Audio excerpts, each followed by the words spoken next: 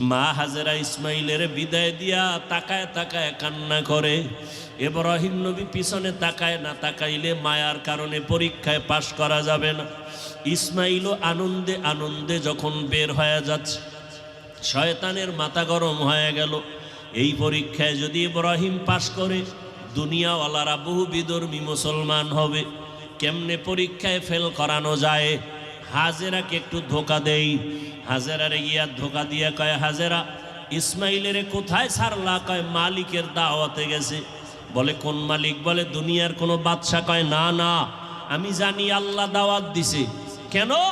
হাজেরাকে বলে জবাই করার জন্য। হাজেরা ডাক দিয়ে কয়, রে শয়তান, তুই আমাকে ধোকা দিস না। একটা বাবা হইয়া কোনোদিন সন্তানের জবাই করতে পারে না। যখন এই কথা বলছে, শয়তান ডাক দিয়া কয়, আল্লাহ হুকুম করছে জবাই করার জন্য। হাজেরা